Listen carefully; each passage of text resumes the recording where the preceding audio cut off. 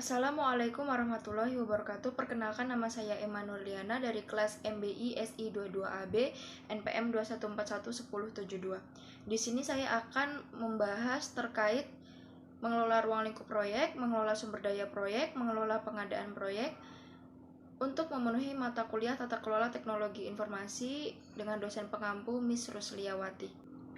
Baik, ruang lingkup proyek. Mengelola ruang lingkup proyek adalah elemen penting dalam manajemen proyek yang membantu dalam menetapkan batasan proyek, menentukan tujuan, anggaran, sumber daya, dan hasil akhir yang akan dikerjakan.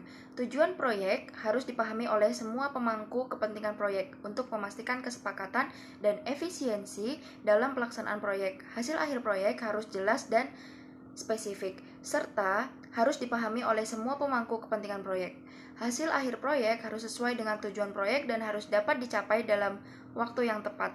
Selanjutnya yaitu mengelola sumber daya proyek. Mengelola sumber daya proyek adalah elemen penting dalam manajemen proyek yang membantu dalam menentukan dan mengelola sumber daya yang dibutuhkan untuk mencapai tujuan proyek.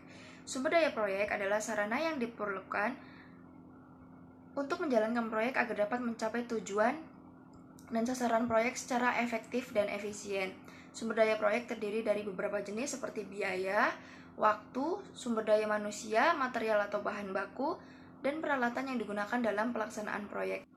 Manajemen sumber daya proyek melibatkan beberapa langkah seperti satu, yaitu menentukan tujuan proyek yang jelas dan spesifik. Yang kedua, yaitu menentukan sumber daya yang dibutuhkan untuk mencapai tujuan proyek. Yang ketiga, menentukan biaya, waktu, sumber daya manusia, material, dan peralatan yang dibutuhkan.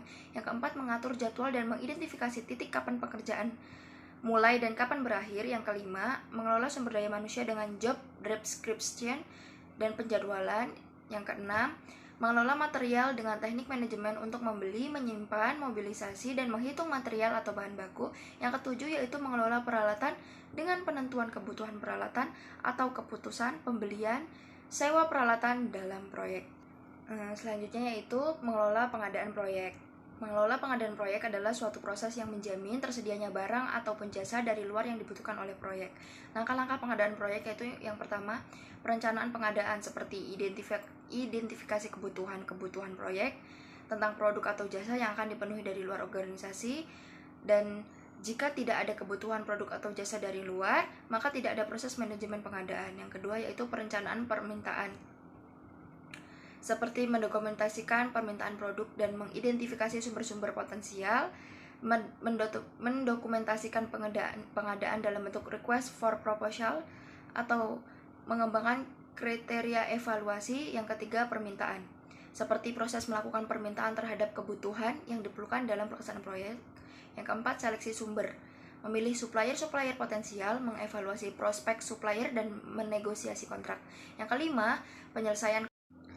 kelima yaitu penyelesaian kontrak, seperti melakukan verifikasi produk dan audit kontrak.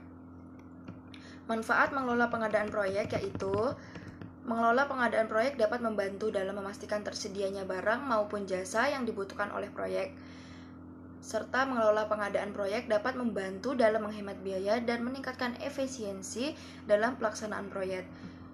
Contoh implementasinya yaitu pengadaan proyek adalah dengan menggunakan perangkat lunak manajemen sumber daya yang dapat membantu dalam mengelola pengadaan proyek secara efektif. Dengan mengelola pengadaan proyek secara efektif, Anda dapat memastikan bahwa proyek Anda selesai dalam waktu yang tepat dan sesuai dengan anggaran serta meminimalkan resiko. Baik, itu saja yang dapat saya sampaikan. Kurang lebihnya mohon maaf. Saya akhiri. Wassalamualaikum warahmatullahi wabarakatuh.